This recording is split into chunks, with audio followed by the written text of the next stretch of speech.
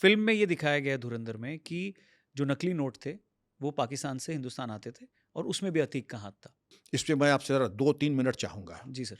इस पे चूँकि मैंने थोड़ा काम किया है। यूपी नेपाल बॉर्डर 771 किलोमीटर लंबा है। 6 ज़िले हमारे उत्तर प्रदेश के यूपी नेपाल से लगते हैं। हुँ, हुँ। आप शुरू कीजिए पश्चिमी उत्तर प्रदेश से पीलीभीत पे आइए, खीरी पे आइए, खीरी के बाद आप आइए बहराइच, बहराइच के बाद आइए बलरामपुर, श्रावस्ती, महाराजगंज और ये जो 7 ज़िले हैं 771 किलोमीटर पे, ये porous Indo Nepal UP Nepal border है। अभी मैं बिहार की बात नहीं करूँगा जहाँ शहाबुद्दीन थे, अभी मैं यहाँ की बात नहीं करूँगा मुख्तार थे, अभी केवल अतीक और यूपी नेपाल बॉर्डर की बात कर लीजिए। ठीक है। पाकिस्तान का सबसे बड़ा बैंक जैसे हमारा स्टेट बैंक है, हबीब बैंक है और नेपाल का सबसे बड़ा बैंक जो है राष्ट्रीय बैंक है। ये दोनों का एक जॉइंट वेंचर हुआ, एक बैंक बना नेपाल में, हिमालयन बैंक। अब हिमालयन बैंक वैसे कोई बनता कोई बड़ी बात नहीं है। हमारे भी कई कोलैबोरेशन है, नेशनल ग्रिंडलेस के साथ हैं, तमाम है, एएनजेड ग्रिंडलेस वगैरह बने। लेकिन ये बैंक बना ही इसीलिए था कि पूरे यूपी इंडो नेपाल बॉर्डर पे हिमालयन बैंक की शाखाएँ खोलें।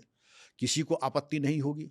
लेकिन अगर वो केवल वाणिज्य के लिए हो, कमर्शियल एक्टिविटीज़ के लिए हो, बिज़नेस के लिए हो या पब्लिक वेलफेयर के लिए हो। हुँ, हुँ।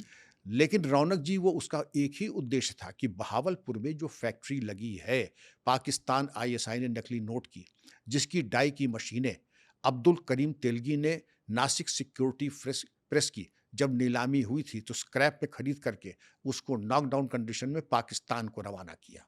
ये इसकी जड़ें बड़ी गहरी हैं। हुँ। अब्दुल करीम तेलगी नासिक सिक्योरिटी प्रेस से सिक्योरिटी प्रेस खरीदा तो वही चीज़ जाके पाकिस्तान ने रिफर्बिश करके बहावलपुर में लगा दिया।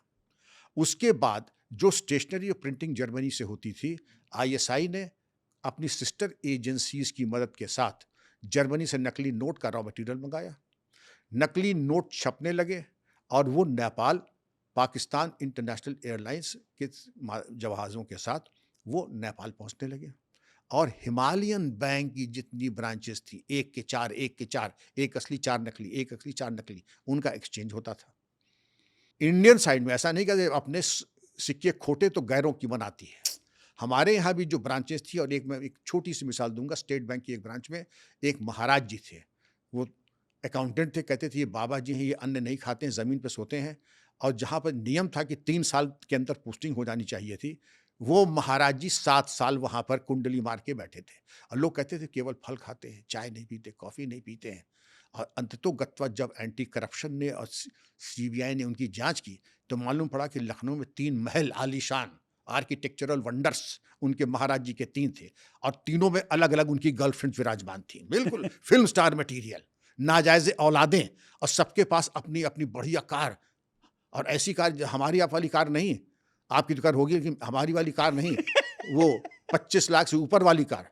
हर बच्चे के पास ना सॉरी सर, मेरे पास होगी, आपके पास नहीं है, ये क्यों? नहीं, देखिए हम लोग बड़े मॉडेस्ट मीन्स के हैं, तो मैं नहीं हूँ सर। अरे चलिए मैं नहीं, दूसरा आपने कहा क्योंकि वो फल खाते होंगे तभी शायद पैसे बचा के वो सब बनाया होगा। क्योंकि क आप अन्न में प कैसी बात कर रहे हैं?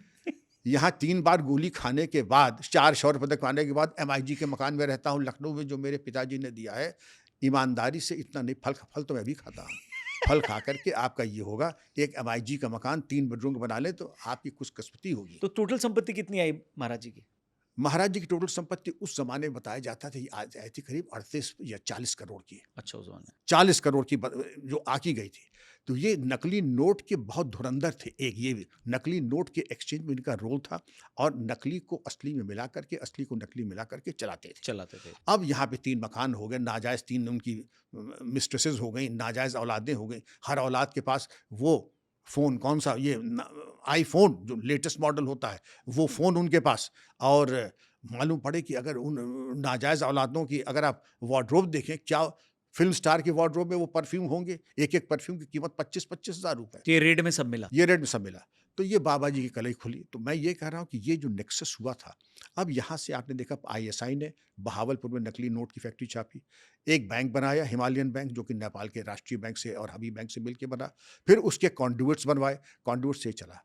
लेकिन जब हमारी अर्थव्यवस्था को क्योंकि पाकिस्तान समझ गया था कि हमें सीधी लड़ाई में हरा नहीं सकता है। हुँ। लेकिन ये बताते थे कि लगभग 7-8 लाख करोड़ रुपए नकली उसने हमारी इकोनॉमी में झोंक दिए थे।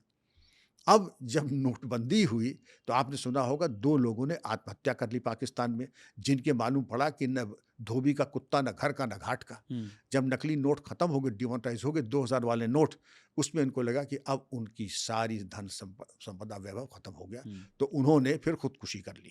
खैर, जैसे बोया पेड़ बबूल का तो आम कहाँ से हो। हुँ। इसके बाद आप देखते हैं कि नकली नोट के कारोबार में इनका बराबर का हाथ था, इसमें कोई शक की बात नहीं है। अतीक का। जी, इनका इसमें कोई शक की बात नहीं है। तो ये जो सारी चीज़ें हो रही थी आप कह रहे हैं कि बहावलपुर पाकिस्तान से नेपाल और नेपाल में हिमालयन बैंक और वो जहाँ से हमारे जो ये 7 ज़िले जो उत्तर प्रदेश के थे, वहाँ पर वो ब्रांचेस थे और वो दोनों तरफ होते थे मतलब उस ज नहीं, नेपाल साइड में, क्योंकि इंडिया में ऑपरेट करने का उनका कोई था, लेकिन बिल्कुल बॉर्डर पे। अच्छा, अगर आप देखें, जहाँ पर आज से 40 साल पहले एक भी मुस्लिम परिवार नहीं था, पूरे इन 7 ज़िलों के बॉर्डर पे मदरसे, मदरसे, मदरसे, मस्जिदें, मस्जिद, मस्जिदें, वो दरअसल थे उनके सेफ हाउसेज़ या स्टॉप ओवर, जिससे कि नाजायज़ कंसाइनमेंट्स अगर आते हैं, तो वहाँ पर आकर के इनको वहाँ पर रोका जाए रुका जाए। और इसके बाद इनको बताया जाए गंतव्य कहाँ है और उनको कायदे से उनको गाइड करके चुपचाप पहुँचा दिया जाए। तो वो स्टोरेज फैसिलिटी एक तरीके से वो स्टोरेज गोडाउन्स थे। और आप ये देखें कि मैं तो वहाँ पे कई बार रहा हूँ, बहराइच, रुपैडिहा, सुनौली, ये सब मेरा देखा हुआ चप्पा-चप्पा, जहाँ पर एक भी मस्जिद और मदरसा नहीं था, आज वहाँ सैकड़ों की तादाद में बॉर्डर के ऊपर। तो ये नेचुरल है, आईबी ने भी इसको भी पिन पॉइंट किया और सब कुछ पिन पॉइंट करने के बाद लेकिन जो रिज़ल्ट सामने आया, वो बहुत ही खराब, किसी ने कोई एक्शन लिया ही नहीं। अतीक का इसमें क्या रोल था? अतीक तो बस फैसिलिटेटर, अतीक तो स्लीपर सेल का उस्ताद खलीफा समझ लीजिए। 100 स्लीपर सेल पे अगर वो कोई बैठेगा या कंडुइट रहेगा, तो अतीक ही होगा। अतीक खुद तो कोई नोट का काम नहीं करेगा, हुँ, लेकिन man power and logistics supplier and provider and protective umbrella, वो अतीक था। ये रिवील हुआ था बाद में? ये रिवील हुआ था बाद में, ये तो रिवील हुआ ही था। हुँ। ये तमाम बातें बाद में प्रकाश में आई।